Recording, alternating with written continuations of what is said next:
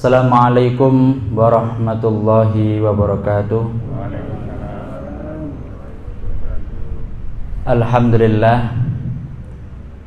Alhamdulillahilladzi an'amana bi ni'matil imani wal islam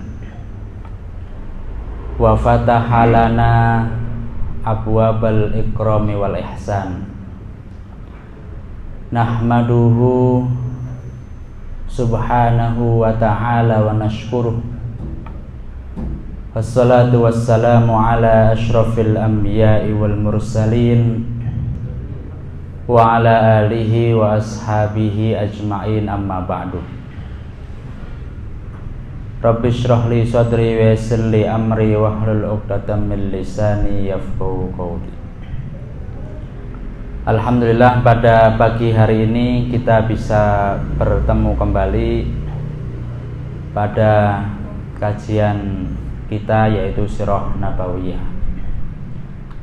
Selawat serta salam tetap terlimpahkan kepada junjungan Nabi besar Muhammad sallallahu alaihi wasallam, Nabi akhir zaman, Nabi yang diutus untuk menyempurnakan akhlak manusia. Bapak Ibu yang dirahmati oleh Allah, pada pertemuan sebelumnya kita telah membahas perjanjian Hudaibiyah. Hari ini kita masih akan meneruskan kisah lanjutan daripada perjanjian Hudaibiyah. Pada pertemuan sebelumnya kita telah membahas bahwasanya Rasulullah bermimpi melaksanakan umroh bersama dengan para sahabatnya. Kemudian mimpi itu disampaikan kepada sahabatnya dan kemudian disambut dengan gembira, sehingga mereka berangkatlah berumroh sebanyak 1.400 orang ke Mekah. Tapi kemudian orang-orang Quraisy ini menangkap bahwasanya Rasulullah ini ke Mekah untuk berperang, sehingga kemudian orang-orang Quraisy mengutus utusan, beberapa utusan kemarin, untuk menggali informasi apakah memang betul Muhammad ini untuk umroh, pergi untuk umroh atau untuk berperang. Ketika utusan tersebut, yang terakhir adalah Urwah. Urwah ini mendapatkan informasi, utusan yang pertama masih belum yakin, diutus lagi utusan kedua masih belum yakin, sampai utusan yang ketiga yaitu Urwah. Urwah mengatakan bahwasanya saya telah diutus ke beberapa raja, ke beberapa kisra, ke utusan-utusan, ini ahli utusan, bagian humasnya orang kafir Quraisy. Itu tidak pernah ada orang yang begitu takzimnya kepada pemimpinnya. Jadi kalau kepada raja gitu, prajurit itu kan taat kepada raja, takzim, menghormati kepada raja. Tapi tidak ada yang melebihi ketaatan para sahabat, ketakziman para sahabat kepada Rasulullah sebagai pemimpin. Artinya apa? Mereka itu siap mati demi Rasulullah. Sehingga kemudian Urwah ini menawarkan kembali untuk berpikir ulang untuk menyerang mereka, berdamai saja, gitu, kira-kira begitu. Akan tetapi perdamaian yang dilakukan oleh orang-orang tua di antara orang kafir Quraisy ini tidak disetujui oleh anak-anak muda, sehingga anak-anak muda ini ingin melakukan penyusupan diam-diam. Ya, setelah mereka bersepakat, orang-orang tua bersepakat, ya sudah, kita damai saja. Tapi anak-anak muda ini melakukan penyusupan diam-diam di malam hari, ya, sekitar 70-an atau 80-an pemuda Quraisy, ya, malam-malam mengendap-endap sampai kemudian mereka turun menuju posisi kaum muslimin melalui Bukit At-Tan'im. Jadi kaum muslimin masih posisi mau masuk di kota Mekah. Akan tetapi sebelum mereka berhasil menyusup ke dalam barisan kaum muslimin, ini sudah ketangkap duluan. Muhammad bin Maslamah selaku komandan pasukan jaga telah berhasil menangkap mereka terlebih dahulu. Nah, ketika 70 atau 80 pemuda ini ditangkap, orang-orang kafir Quraisy ini sudah mulai naik pitam, ya, ingin menyerang. Wah, ini berarti 70 ini mau dibunuh atau ditawan. Kan tapi Rasulullah ingin menunjukkan iktikad baik kepada orang Quraisy dengan membebaskan seluruh pemuda yang tertawan dan memaafkan mereka. Dibebaskan, nggak jadi ditawan dan nggak jadi dibunuh. Kemudian orang-orang kafir Quraisy ini kemudian berpikir ulang, oh berarti Rasulullah atau Muhammad ini memang niatnya untuk berumrah, ini bukan untuk berperang. Allah Subhanahu wa taala berfirman dalam surah ke-48 ayat 24, wa huwallazi kaffa aydiyahum ankum wa aydiyakum anhum, dan dialah yang mencegah tangan mereka, tangan 70-80 orang-orang Quraisy ini untuk membinasakanmu dan mencegah tangan kamu untuk membinasakan mereka. Bibatni Mekah, di tengah kota Mekah. Mimba di an adfarakum alaihim, setelah Allah memenangkan kamu atas mereka. Wa kanallahu bima ta'maluna basira, dan Allah Maha melihat apa yang kamu kerjakan. Jadi memang Allah lah yang mencegah pertumpahan darah antara kaum muslimin dan kaum musyrikin. Kemudian setelah orang-orang Quraisy mengutus utusan tadi 3 orang, umat muslim kemudian mengutus utusan kepada orang-orang kafir Quraisy. Yang pertama diutus adalah Umar bin Khattab.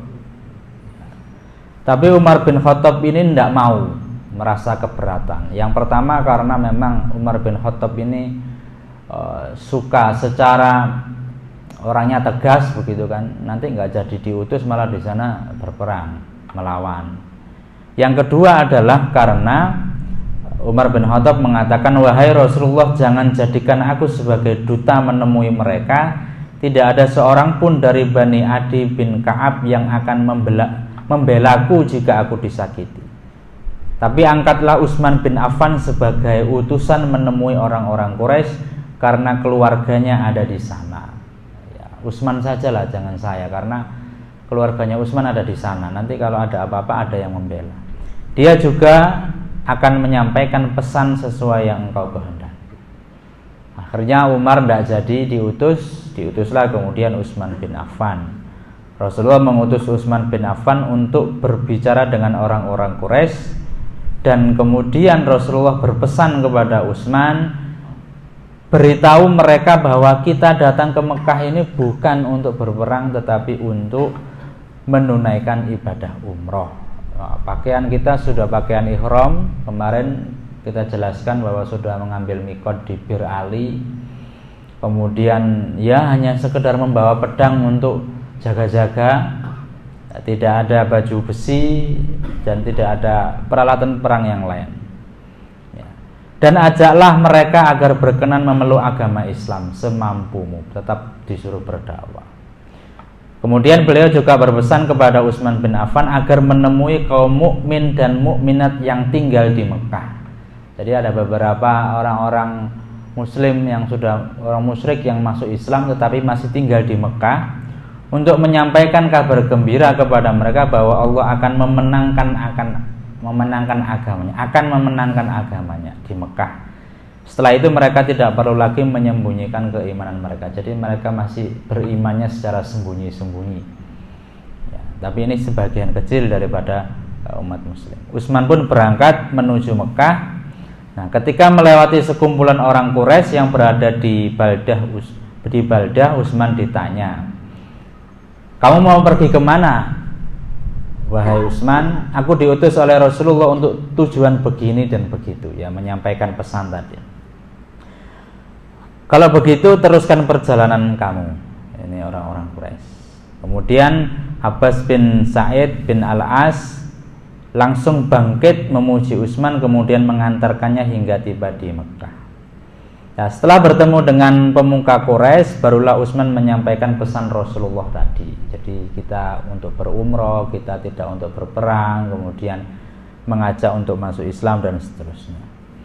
Nah, setelah Utsman menuntaskan urusannya dengan pemuka Quraisy, mereka menawarinya untuk tawaf. Kalau gitu kamu silakan tawaf, wahai Utsman. Nah, tetapi Utsman tidak mau karena saya tidak mau tawaf sebelum Rasulullah tawaf. Ya kan nggak mungkin saya tawaf kemudian Rasul masih di sana. Akhirnya kemudian ya sudah, saya tak pulang saja. Tapi kaum Quraisy ini menahan Utsman untuk tidak segera kembali dalam rangka apa? Untuk musyawarah. Jangan pulang dulu, kita musyawarahkan gimana baiknya. Solusi dari permasalahan yang sedang kita hadapi ini bagaimana baiknya, sehingga nanti hasil musyawarah itu ditulis kemudian berikan kepada Rasulullah. Oh, oke, kalau begitu. Hanya ditahan dulu, tidak pulang. Nah, akhirnya karena Utsman tertahannya terlalu lama sampai besok paginya kok nggak pulang-pulang ini, wah, ya Utsman ya. Akhirnya tersiar di di kalangan orang Muslim bahwa Utsman ini sudah dibunuh ini, atau ditawan atau bagaimana, mesti ada sesuatu ini. Sehingga Rasulullah bersabda, kita tidak akan beranjak kembali ke Madinah sebelum menyelesaikan urusan ini dengan mereka. Jadi jangan ada yang lari. Jadi kaum muslimin juga sempat, ini bagaimana ini Utsman, jangan-jangan ditawan, jangan-jangan dibunuh, ya. Kemudian untuk mempererat posisi 1.400-an sahabat ini, Rasulullah meminta kepada mereka untuk berbaiat, untuk melakukan janji setia kepada Rasulullah. Ya, kemudian Rasulullah meminta para sahabat untuk berbaiat, untuk tidak melarikan diri. Ini keliru. Tidak melarikan diri. Mengikrarkan baiat alal maut, baiat siap mati. Jadi tidak mundur. Pokoknya semuanya menunggu instruksi Rasulullah. Akhirnya kemudian orang yang meletakkan tangannya pertama kali untuk melakukan baiat adalah Abu Sinan al-Asadi. Jadi para sahabat menaruh gini, kemudian Rasulullah di atasnya, kemudian berbaiat gantian sampai 1.400 orang. Adapun Salamah bin Al-Aqwa memberikan baiat alal maut itu 3 kali kepada Rasulullah. Yang pertama dengan rombongan awal, yang kedua dengan rombongan yang pertengahan, dan yang terakhir dengan rombongan terakhir. Kemudian karena Utsman belum datang, sehingga kemudian Rasulullah memegang tangannya sendiri. Jadi tangan kirinya begini, kemudian tangan di atas, mengatakan ini mewakili Utsman. Tangan ini mewakili Utsman. Utsman kan belum datang soalnya. Jadi Utsman diwakili baiatnya oleh Rasulullah. Nah, setelah baiat itu selesai, baru Utsman moro-moro muncul. Nah, itulah Utsman. Ternyata dia tidak dibunuh. Akhirnya kemudian Utsman ikut berbaiat juga kepada Rasulullah sebagaimana sahabat yang lain. Jadi walaupun sudah dibaiatkan Rasulullah, Utsman tetap berbaiat lagi kepada Rasulullah. Nah, semua 1.400 itu sudah berbaiat kepada Rasulullah kecuali 1 orang, yang namanya Jad bin Qais. Ini adalah orang munafik, ya, ada orang munafik yang ikut umroh 1 orang ini. Nah, peristiwa pengambilan baiat ini terjadi di bawah sebuah pohon. Ya, ketika Rasulullah mengambil baiat dari para sahabatnya, Umar bin Khattab menyangga tangan Rasulullah agar beliau tidak terlalu letih. Kan begini terus kan ya capek. 1.400 disangga, maksudnya dipegangi. Sedangkan Maqil bin Yasar memegangi ranting pohon agar tidak mengenai Rasulullah. Jadi mungkin karena saking rindangnya, rantingnya dipegangi ben nggak kena Rasulullah. Nah, baiat ini dikenal dengan baiat Ridwan. Baiat Ridwan. Ya, pernah dengar ya baiat ridwan. Dan Allah mengabadikan dalam firman-Nya baiat ridwan ini, laqad radhiyallahu 'anil mu'minina. Sungguh Allah telah meridhoi orang-orang mukmin id yubayyi'unaka tahtas syajarah. Ketika berbaiat, ketika mereka berjanji setia kepadamu di bawah pohon. Fa'alima ma fi qulubihim fa'anzalas sakinata 'alaihim wa asabahum fathan qariba. Dia mengetahui apa yang ada di dalam hati mereka, lalu dia memberikan ketenangan atas mereka dan memberi balasan dengan kemenangan yang dekat. Nah, ini adalah peristiwa baiat ridwan yang diabadikan oleh Allah dalam Al-Quran. Jadi baiatnya di bawah pohon. Wallahu alam pohonnya masih ada apa enggak ya sekarang ini ya. Kalau masih ada ya usianya udah 1400-an tahun. Kemudian baiat itu kemudian tersiar di kalangan orang-orang kafir Quraisy. Wah, ini sahabat ini sudah janji setia, rela mati kepada Rasulullah. Ini bahaya nih kalau kita memerangi mereka. Padahal mereka kan juga ikut, niatnya memang umroh gitu. Akhirnya sadar dengan kondisi rawan yang akan menimpa kaum Quraisy, akhirnya mereka memutuskan ya sudah berdamai saja, tidak usah perang. Untuk itu mereka mengutus utusan untuk menuliskan perjanjian itu, namanya Suhail bin Amru pada Rasulullah, untuk menulis isi poin-poin perjanjian. Nah, Suhail bin Amru memenuhi keputusan para pemuka Quraisy dan datang menemui Rasulullah. Nah, ketika Rasulullah melihat kedatangan Suhail bin Amru, beliau bersabda, Allah telah mempermudah urusan kalian. Apa saja poin-poin perjanjian Hudaibiyah? Ada 4 poin-poinnya. Yang pertama, tahun ini Rasulullah tidak boleh umroh, harus kembali ke Madinah. Umrohnya tahun depan aja. Tahun depan beliau dan kaum muslimin boleh memasuki Mekah dan tinggal di sana di Mekah maksimal 3 hari. Lebih daripada 3 hari akan diperangi. Mereka hanya boleh membawa persenjataan musafir dan itu pun harus dimasukkan ke dalam sarungnya, tidak boleh dikeluarkan. Dan pada saat itu ketika umat muslim berumrah, kaum Quraisy tidak boleh menghalangi mereka dalam wujud apapun. Ya sudah, sekarang pulang saja, tahun depan aja umrohnya. Yang kedua, menghentikan peperangan atau gencatan senjata di antara kaum muslimin dan musyrikin selama 10 tahun. 10 tahun tidak ada peperangan, gencatan senjata, dan mewujudkan keamanan di tengah masyarakat. Siapapun yang ingin menjalin persekutuan dengan Muhammad, persekutuan itu ya persahabatan, maka silakan bergabung dengannya, dan siapapun yang ingin bersekutu dengan pihak Quraisy juga silakan bergabung dengannya. Jadi silakan, setelah perjanjian ini ada yang mau gabung, silakan.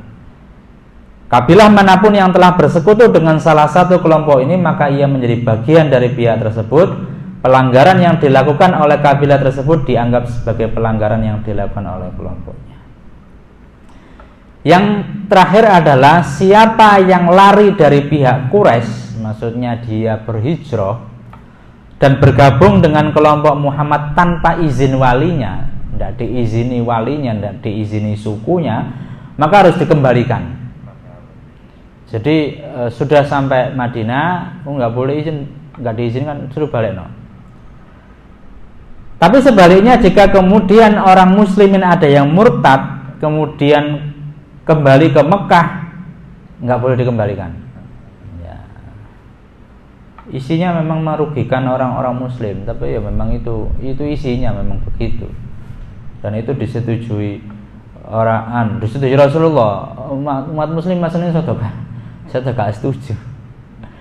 Akhirnya kemudian Rasulullah memanggil Ali bin Abi Thalib untuk mencatat isi perjanjian tersebut dengan mendiktikannya, dengan menuliskan Wahai Ali, tulis Bismillahirrahmanirrahim. Tulis di atas apa dulu itu nggak ada kertas ya, mungkin di atas mushaf kulit gitu ya.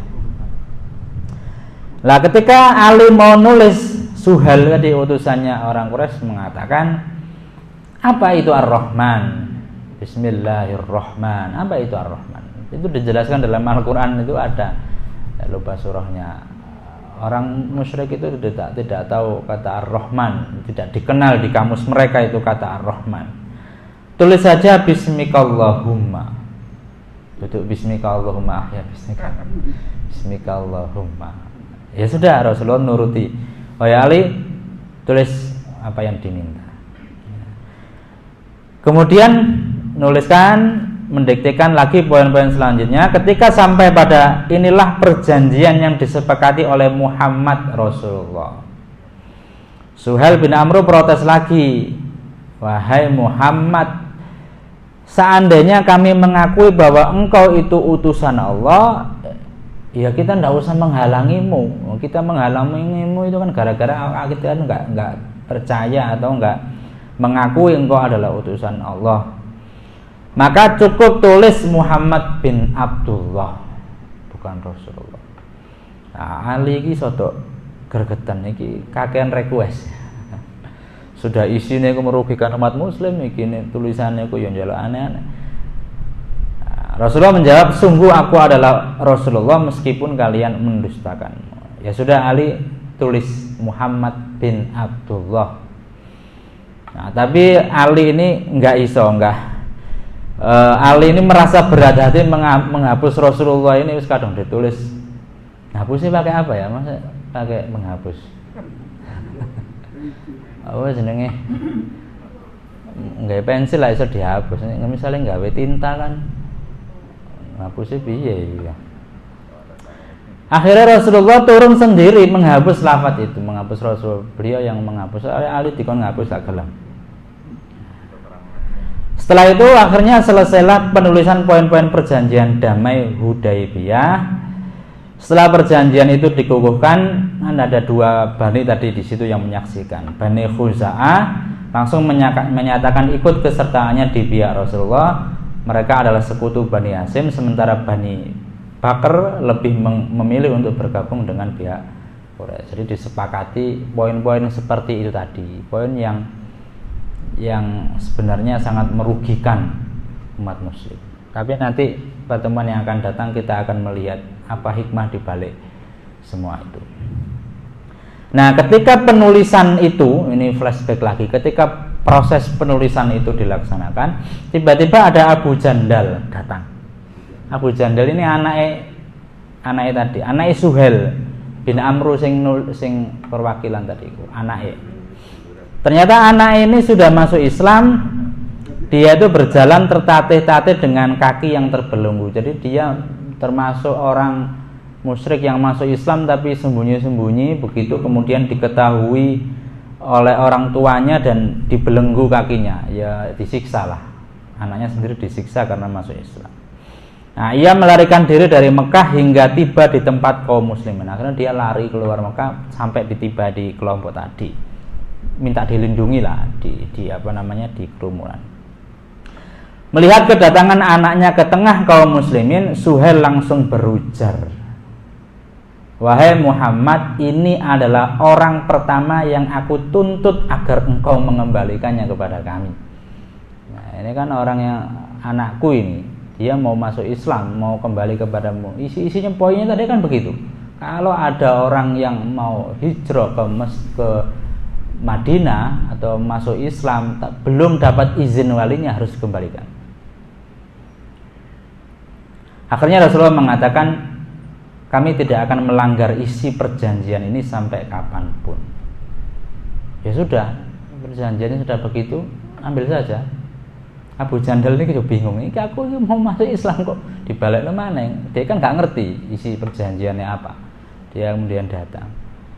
Suhail berkata lagi, demi Allah kalau begitu aku tidak akan menuntutmu karena sesuatu pun.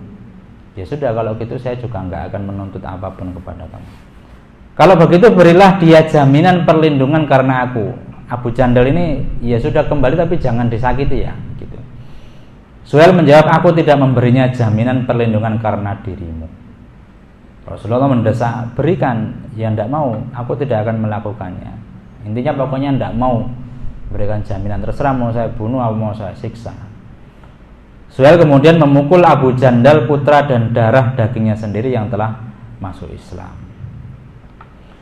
Kemudian Suhail mencengkram kerah bajunya lalu menyeret untuk dikembalikan kepada Quraisy. Nah, Abu Jandal ini memekik keras. Abu Jandal ini, wahai kaum muslimin, apakah kalian rela aku dikembalikan kepada orang-orang musyrik yang jelas akan membahayakan agamaku? Iki saya sudah soro-soro lari ya, sampai kalian kok sekarang malah dikembalikan lagi. Apakah saya tidak kalian tolong, begitu kan? Ya Rasulullah, gimana? Rasulullah menjawab, wahai Abu Jandal, bersabarlah dan tabahlah, karena Allah akan memberikan jalan keluar kepadamu dan orang-orang lemah yang kini bersamamu. Kami sudah mengukuhkan perjanjian antara kami dan mereka. Kami telah membuat persetujuan dengan mereka atas demikian ini, dan mereka pun sudah memberikan sumpah atas nama Allah kepada kami, maka kami tidak akan melanggarnya. Ya sudah, kita tidak akan melanggar. Sabar saja, nanti pasti akan ada jalan keluar. Kemudian Umar bin Khattab ini diam-diam mendekati Abu Jandal dengan mengasihkan sebelum mengasihkan pedang, dengan mengatakan, bersabarlah wahai Abu Jandal, mereka hanyalah orang-orang musyrik, darah mereka tak ubahnya darah anjing. Kemudian Umar menyodorkan gagang pedangnya kepada Abu Jandal. Iki lho, tak kei pedang. Maksudnya apa? Dia berharap mengambil pedang itu dan membabat kepada tubuh ayahnya. Kalau Umar kan tidak bisa, sudah terikat perjanjian. Kalau dia kan ya sudah, bunuh saja. Nah, tapi Abu Jandal tidak melakukan. Ya, dia tidak melakukan apa yang disarankan Umar. Nah, ini adalah poin-poin isi perjanjian daripada perjanjian Hudaibiyah. Tapi apakah nanti benar akan terjadi gencatan senjata selama 10 tahun sebagaimana yang tertulis di sana? Nah, dan apa hikmah daripada perjanjian Hudaibiyah ini yang secara konten, secara isi itu sebenarnya sangat merugikan umat muslim, dan itu ditulis dan itu disepakati oleh Rasulullah. Bahkan Umar sempat mengatakan, wahai Rasulullah, bukankah kemarin engkau bermimpi bahwasanya kita itu berumroh dengan dia, tidak ada kejadian seperti ini dengan umroh kemudian tawaf dengan tenang begitu ya, tapi kok sekarang seperti ini kan begitu. Nah, kemudian Rasulullah menjawab, apakah saya mengatakan itu akan terjadi tahun ini? Ya benar juga, Nabi kan mengatakan saya bermimpi berumroh dengan para sahabat. Nah, itu kan bisa jadi terjadi tahun depan, tahun besoknya lagi, kan begitu kan. Oh iya betul juga ya. Nah, gitu. Akhirnya besok para sahabat nanti diminta mencukur tahallul. Nah, ini tahallul belum umroh tapi disuruh tahallul. Tahallul, para sahabat sempat tidak mau, maksudnya tidak mau disuruh mencukur rambutnya, sampai kemudian Rasulullah mengawali, jadi melepas baju ihram kemudian mencukur rambutnya, baru kemudian para sahabat ikut mencukur rambutnya. Insya Allah akan kita lanjutkan pada pertemuan yang akan datang. Mungkin itu yang bisa saya sampaikan.